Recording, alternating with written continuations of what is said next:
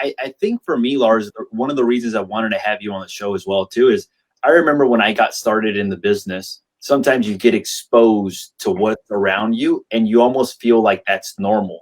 Meaning like if you go into an office where they're working 7 days a week, they're working 10, 12-hour days, they're wearing multiple hats, you just think that that's normal and that's the way it should be. One of the things that helped me very early on in my career is I got exposed to agents that were selling hundreds of homes on a yearly basis.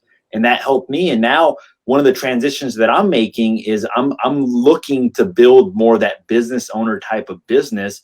And obviously I'm further along than most, but yet having that exposure to somebody like you that's already done it as well too is I think is important. So one of the things that stuck out in what you said to me was the fact that you did a time study challenge. So most real estate agents look at the top line.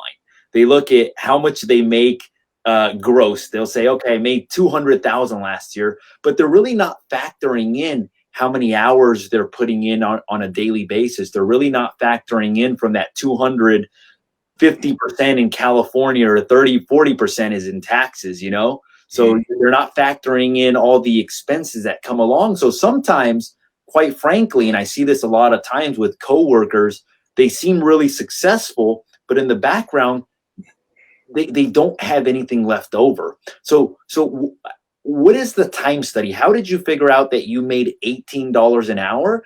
And what would you recommend to somebody that maybe if they do the time study and they're spending time on task that are worth less than what they want to make, what do you recommend that they do in those situations?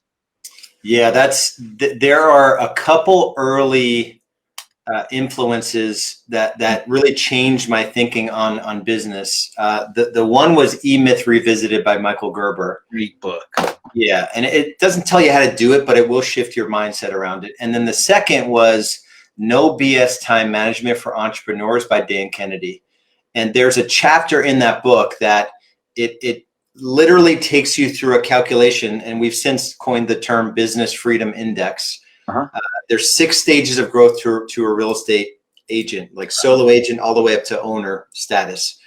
And the Business Freedom Index is a very simple calculation. Everybody must do this calculation, especially as we're live here this time of year when you're figuring out how much money you netted.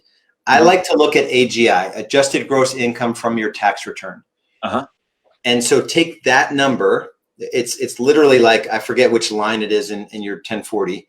Take that number, because people will say, yeah, but I add all these things in. And I'm like, who cares? Like that is the number that you're working for. I don't care if you throw your car in there or vacations. Like, so AGI divided by the hours you work. And that's where it gets a little sideways. You know, you have to be really honest about, like, I go back in my calendar, I still do this calculation. I go back in my calendar and I don't work weekends. I generally have Fridays, more of a flex day. And I go back and I just count the hours. And so there's 2 ways to do it, and you have to do both. You have to do the actual. So it doesn't matter where you are right now. Generally, stage 1 and stage 2, that's under 500,000 GCI top line. Those are generally 0 to 25 and 25 to 50. So dollars per hour. $50 per hour is decent pay.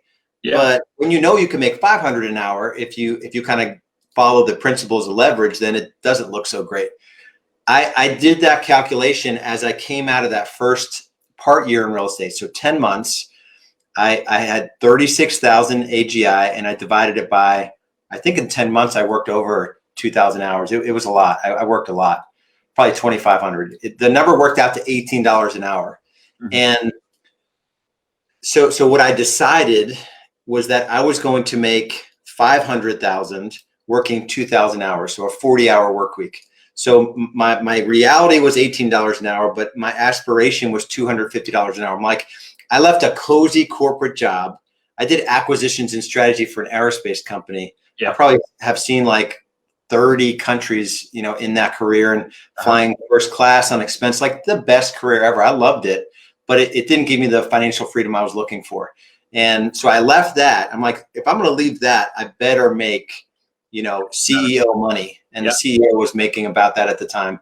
And I want to work 40-hour work weeks. I don't want to travel. I don't want to do any of that. So that's $250 an hour. And I said, when I look at all the jobs that I do, let's say there's more than a dozen, but if you break down the dozen jobs of a real estate agent, the reality is 10 of the 12 are doing at least less than $50 an hour, but most of them are less than $25 an hour. And I'm in a top 20 metro market. It might be a little bit higher in your market, a little bit less. The bottom line is that if you want to make $25 an hour, then you absolutely should do all the $25 an hour activity.